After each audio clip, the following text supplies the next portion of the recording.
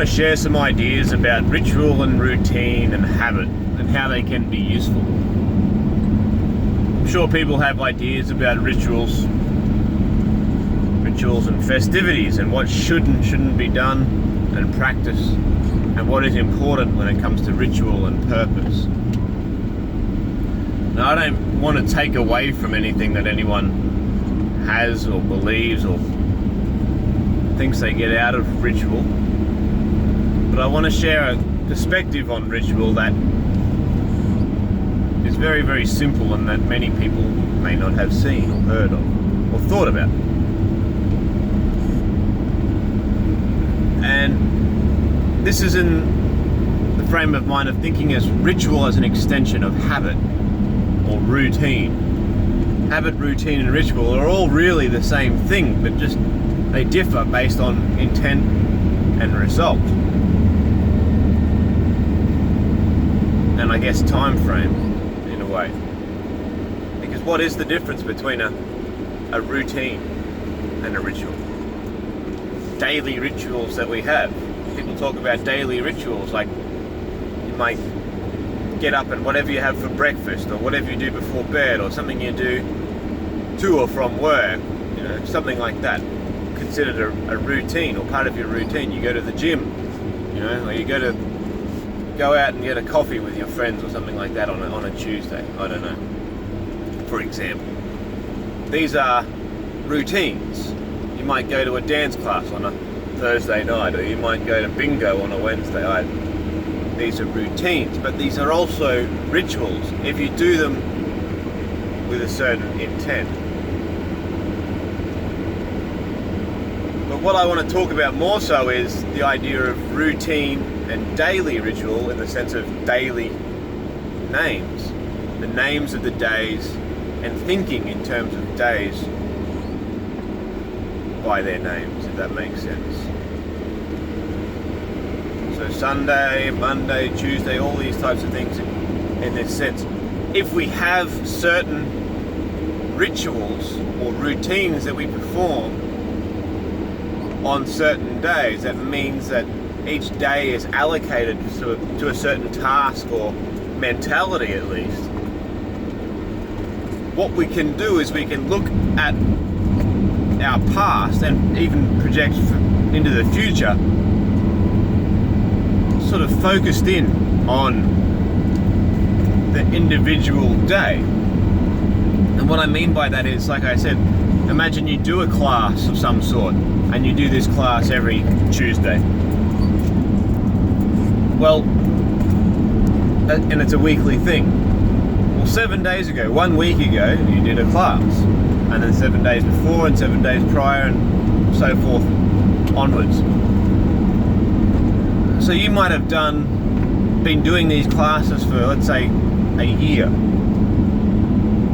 Well, how long ago was a year? A year is 365 days. That's a long time ago. That's a lot of information to remember. What happened 365 days ago? A dead cat. However, if this ritual routine happens on a Tuesday, every Tuesday and only on a Tuesday, well, what we can look at it like is it was 52 weeks ago or 52 Tuesdays. So we've really then condensed, well, we haven't condensed, but we've discarded irrelevant material for the memory that we're trying to channel. So 52 days ago, we have a catalogue of 52 days where we know pretty well generally what we did if we have routine and ritual in our everyday life. So you've been doing this class every Tuesday.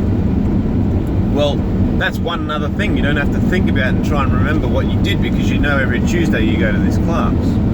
So then it's just a matter of what did I do within that class. So you can narrow down the amount of information you have to recall, and you might find that it's far easier to remember back 6 months or a year ago if you're only thinking in the terms of 26 lessons ago or 52 lessons ago, rather than thinking what did I do a year ago or what was also doing 1 year ago from now. And this is sort of the idea, I believe, that we have at play when we have our yearly rituals and festivities. When you think about the word festivity, what does festivity mean? Or festival? It's about feasts, festivals. And what do we do at feasts? We eat. We eat specific meals based on the time of the year and whatever the tradition is. So when we have, say, for example, let's say Yule, you have a Yule ham, you have a Yule tree, you have all these, and all the other things that we do around Yule time is something that we do in a ritualistic sense, because we're creating a print or an imprint, a marker in time, shall we say, something that's regular throughout the years now. So if you do the same thing to a degree every Yule, well, all you have to try and do is remember the variables. If the rituals remain the same, if the routine remains the same, things that will vary are such things as who was there and discussions had and events that occurred whilst doing these regular and familiar routines. So then you can think of it this way. Now let's say that you're 50 years old. You can think back, well, what was I doing on Yule 30 years ago? Well, it's only 30 days ago if you think in the sense of only Yule. And you can break these events down knowing that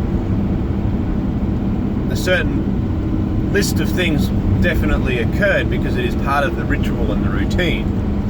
And then you only have to remember the variables. And thinking back in 30 events in that way is far easier than thinking, what did I do for 30 years of my life prior to this? Or going back to that point, rather, if that makes sense. And this is a way that we can catalogue our ideas, or catalogue our memories so that they are more easily accessible in the future. So this is not just for recalling in the past. Well, it is, but it's also for setting up our future so that we can recall on the present in the future what will be tomorrow's past.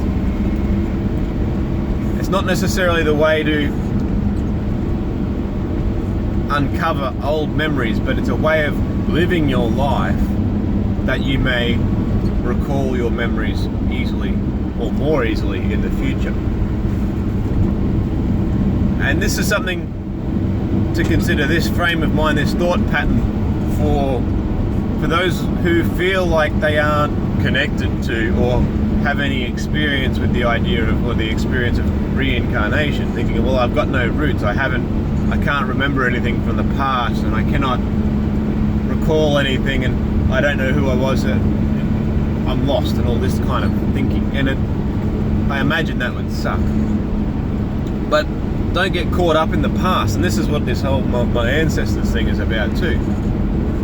The things that we should be honouring from the past is the routine and the ritual, which help, or which should and could and will help us remember in the future also.